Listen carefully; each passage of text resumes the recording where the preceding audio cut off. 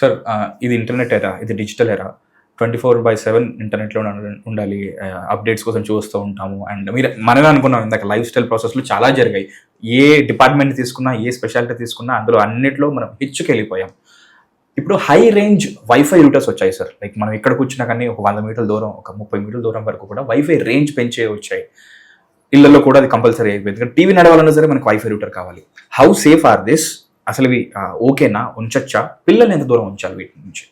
ఇది ఎలాంటి పరిస్థితి అంటే అవసరం కానీ అతి సర్వత్రా హేతు.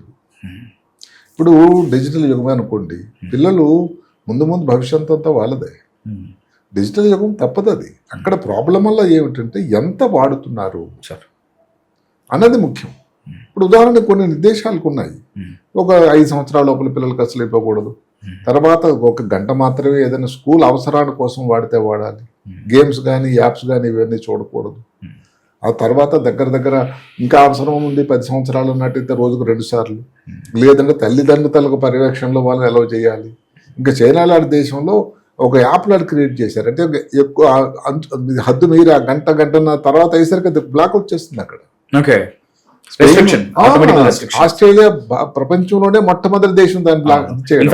16 years కి లోపల లేదు. సరే, దానివల్ల ఇబ్బందులు మిగతా వాళ్ళందరూ చేస్తున్నారు. భారతదేశంలో కూడా అంత రాష్ట్రంలో దగ్గరలో అది దాన్ని ఇంకా నిషేధం పెట్టేటువంటి ఆలోచనలో ఉన్నారు. అవును సార్. ఇట్లా ఇప్పుడు తప్పదు. ఎందుకంటే ఇప్పుడు పిల్లలు కంటిన్యూస్ గా దాంతో ఉండి గేమ్స్ ఇవన్నీ చూసి బయట అసలు ప్రపంచం ఒకప్పుడు ఆడుకునేటటువంటి అసలు పరిస్థితే లేదు. దాని ఊబకాయము అలా చూస్తూ ఉండి నోట్లో పడుతూ ఉంటుంది ఏదైనా జంక్ ఫుడ్, ఇవన్నీ ఇబ్బందులే. దానివల్ల వాళ్ళతో స్కూల్ పెర్ఫార్మెన్స్ తగ్గిపోతుంది. ఎవరు మిత్రులు బాహ్య ప్రపంచంతో సంబంధం లేదు. అది ఒక చిన్న ఐసోలేటెడ్ చిన్న మొబైల్ దాంతోనే అయిపోతున్నారు. కాబట్టి ఇది తప్పకుండా నిషేధం కాకపోయినా కానీ రిస్ట్రిక్షన్ చేయాల్సిన అవసరం అయితే ఉంది. అవసరాన్ని బట్టి, ఏజ్ని బట్టి ప్రభుత్వం కూడా కొంతవరకు కొన్ని యాప్స్ తీసేయటము, లేకపోతే ఇలాంటి ఏవైతే గేమ్స్ ఉండే యాప్స్ తీసేయడం, టిక్ టాక్ కానీ ఇలాంటి యూట్యూబ్ కానీ అక్కడ అన్ని దగ్గర తీసేయటం లేదు. అవసరమైన కంటెంట్ కోసం అయితే ఉండాలి, తప్పదు.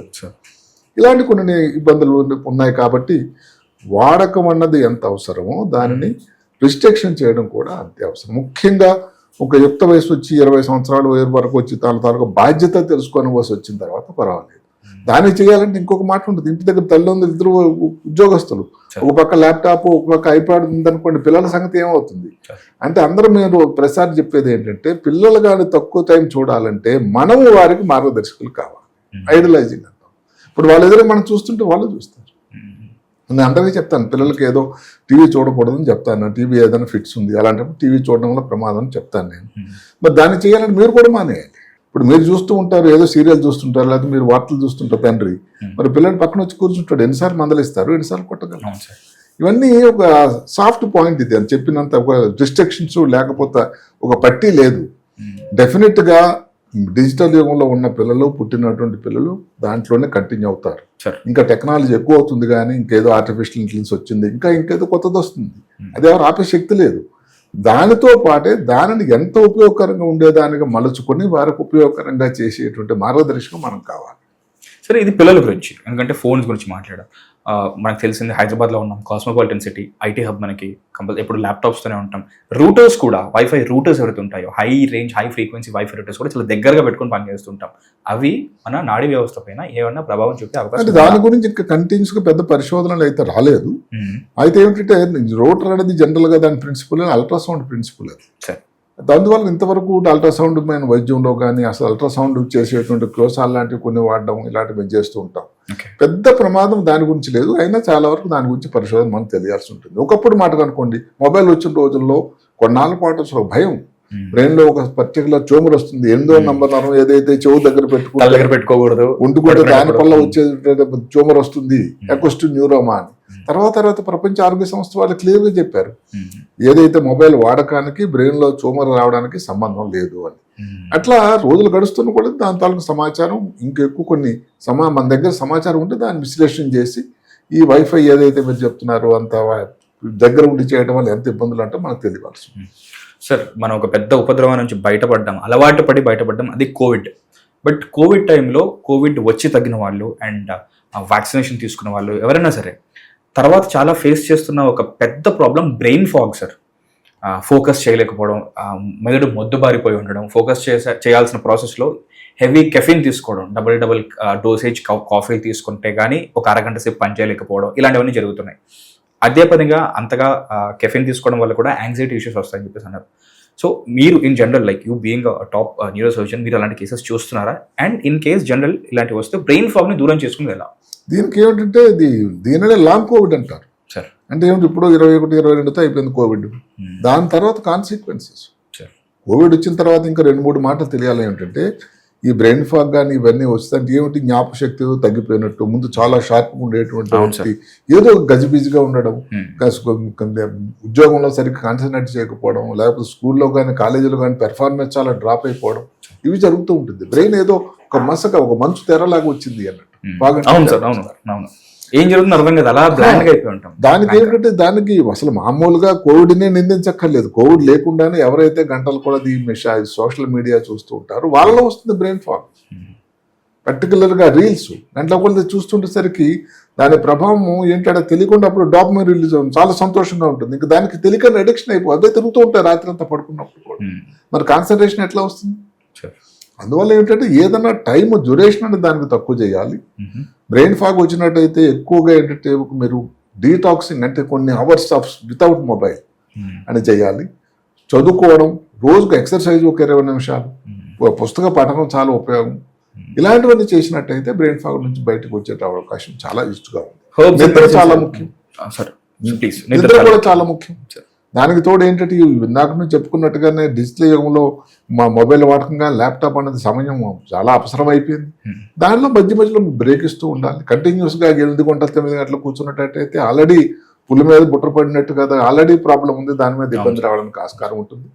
లాంగ్ కోవిడ్ వల్ల ఈ రోజుల్లో కూడా బ్రెయిన్లో స్ట్రోకులు రావడం కానీ, హార్ట్ అటాక్లు రావడం కానీ. ఎందుకంటే ఆ టైంలో అందరికీ కోవిడ్ రాలేదండి. కోవిడ్ రాకపోయినా ఉండేటువంటి వైరస్ అనేది గాలిలో ప్రయాణించి దాని వలన వచ్చింది చాలా మందికి. అంటే కోవిడ్ ఈ కాంప్లికేషన్ వచ్చిన వాళ్ళందరికీ కోవిడ్ రావాలని రూల్ లేదు. అదే కాక 9 సంవత్సరాలు అయిపోయింది. అదే కానీ లాజిక్ అన్నట్టయితే మళ్ళీ కోవిడ్ ఎప్పుడో పోయింది 22తో కదా. మరి ఎందుకంటే లాక్డౌన్లో అయిపోయినా 8 సంవత్సరాలు అయిపోయింది, 4 సంవత్సరాలు అయినా వచ్చే కాంప్లికేషన్స్నే లాంగ్ కోవిడ్ అంటారు. ఈ లాంగ్ కోవిడ్లో ఒక ముఖ్యమైన ఇబ్బంది కాంప్లికేషన్ బ్రెయిన్ ఫాగ్. దీనికి ఏంటంటే ఒక క్రమశిక్షణ అనే జీవితం, మద్యం లాంటి దూరంగా ఉండాలి, పొగ త్రాగడం వద్దు, రాత్రి నిద్ర చాలా ముఖ్యం, 7-8 గంటలు. ఎన్నిసార్లు చెప్పుకున్నా భారతదేశంలో ముఖ్యంగా హైదరాబాద్ నగరం నిద్ర అనేది చాలా కరువు అయిపోయింది.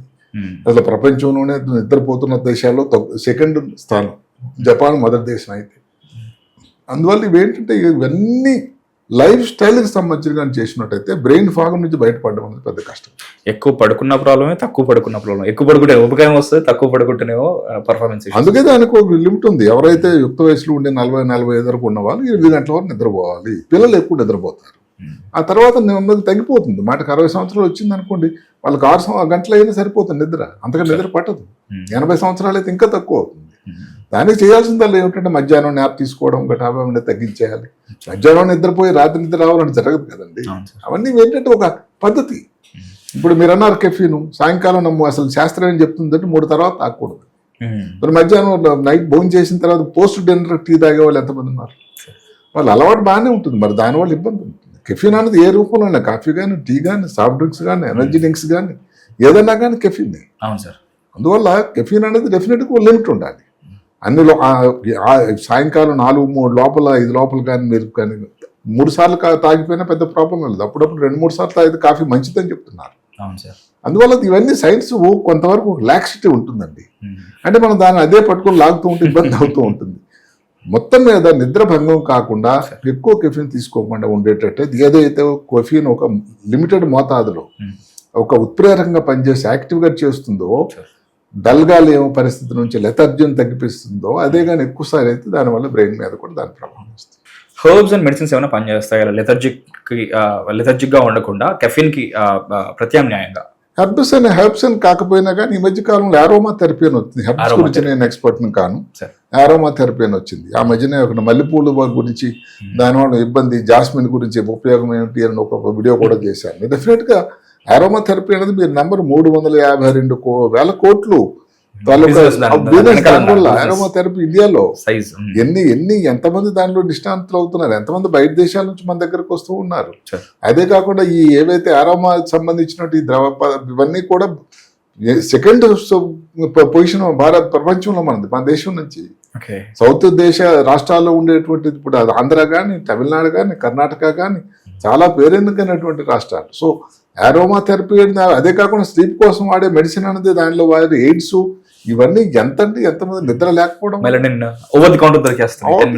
అందువల్ల ఏంటంటే ఇవన్నీ ఈ life Melatonin, style melatonin. Melatonin ఇవన్నీ కూడా పెరుగుతూనే ఉన్నాయి. ఇది ఒక రకమైన ఎంతమందికి దాన్ని ఉపయోగకరమైంది, ఎంతమందికి ఎకనామిక్ గా దాని సహాయం జరుగుతుంది, ఎంతమందికి అది ఉద్యోగ ప్రాతిపదిక కూడా అయింది Sure. Aroma therapy. అందువల్ల హెర్బల్ మీద నాకు ఆ పెద్ద అవగాహన లేకపోయింది, ఎందుకంటే దాంట్లో నేను ఎక్స్పర్ట్ కాదు. కానీ డెఫినెట్ గా ఈ మల్లెపూల గురించి ఈ మధ్యన కొంత చదవడం జరిగింది కాబట్టి డెఫినెట్ అరోమా థెరపీ అనేది ముందు ఇంకా దాని ఉపయోగం, ఎందుకంటే కంపారిటివ్లీ సేఫర్ అది.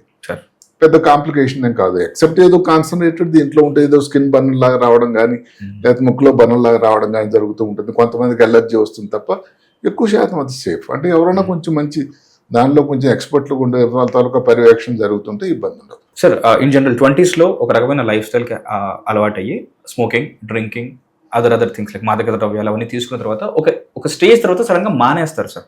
ఇంకా చేసింది చాలు అని చెప్పేసి అనుకుంటాం కదా. కొంచెం మెచ్యూరిటీ వచ్చాక 25-26 మానేసిన తర్వాత ఈ సో కాల్డ్ ఈ 6 years 5 years ఎఫెక్ట్ ఏదైతుందో దీనివల్ల బ్రెయిన్ డైనమిక్స్ మారిపోతాయి అని చెప్పేసి అని విన్నాను, చదివాను. అండ్ చాలా మంది దాని తాలూకు ఎఫెక్ట్స్ కూడా తర్వాత వాళ్ళు అనుభవించారు. లైక్ జ్ఞాపక శక్తి తగ్గిపోవడం, ఫోకస్ చేయలేకపోవడం, దానికి ఇంకా వేరే కారణాలు ఇంకా చాలా ఉన్నాయని చెప్పేసి. దీన్ని మళ్ళీ రీగెయిన్ చేయొచ్చా? లైక్ ఆ బ్రెయిన్ డైనమిక్స్ మారిపోవడం అనే ప్రాసెస్ లో ఏదన్నా లాస్ అయితే దాన్ని మళ్ళీ తెచ్చుకోవచ్చా? ఇక్కడ విషయం వల్ల ఏమిటంటే బ్రెయిన్ గురించి వచ్చేటువంటి కొత్త లేటెస్ట్ పరిశోధన మనకు కొంత ఉపయోగకరంగా, ఒక సంతోషకరంగా అనిపిస్తుంది. ఒకప్పుడు ఏంటంటే బ్రెయిన్ తాలూకా గ్రోత్ ఒక స్టేజ్ తర్వాత, ఒక వయసు తర్వాత లేదు అని చెప్తారు.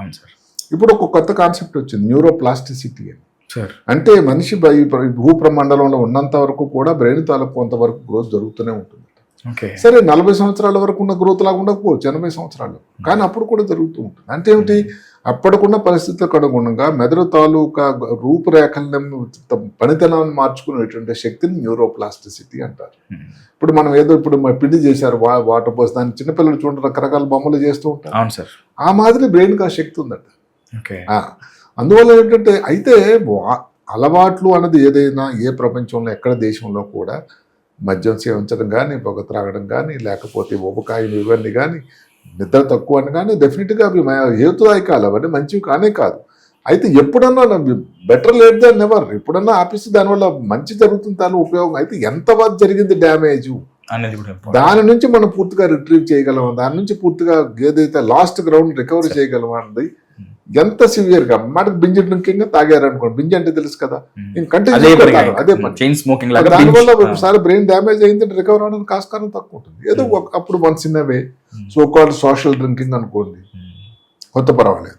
సిగరెట్లు అనుకోండి, కొంత పర్వాలేదు. సిగరెట్ల వరకు ఎందుకు, ఇప్పుడు జీవిత లైఫ్ స్టైల్ ఎందుకు ఎలా మారిపోయిందంటే సాలిటరీ లివింగ్ అంటే ఏమిటండి, ఏకాకిగా ఉండడం.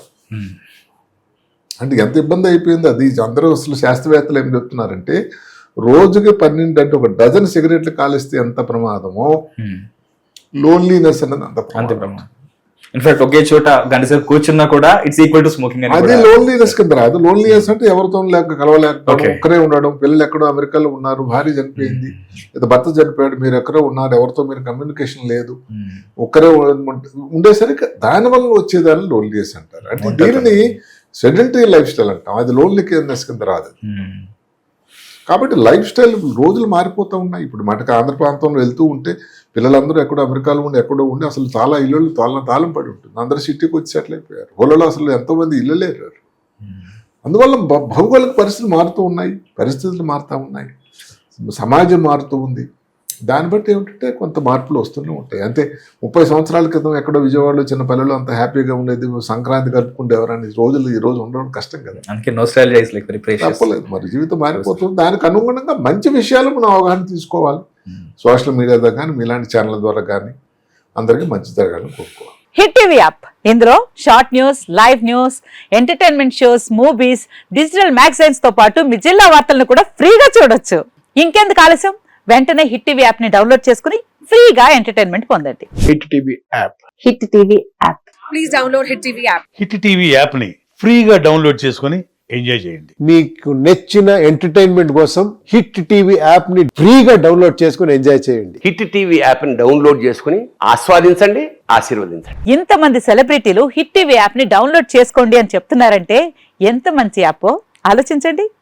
అమెరికా అమెరికా అమెరికా అమెరికాలో చదవాలనుకునే వాళ్ళకి విశ్వసనీయమైన పేరు మన శౌర్య కన్సల్టెన్సీ. UK లో 1 year masters. UK లో 1 year masters. 2 years work permit up to 5 years visa. Contact Saurya Consultancy.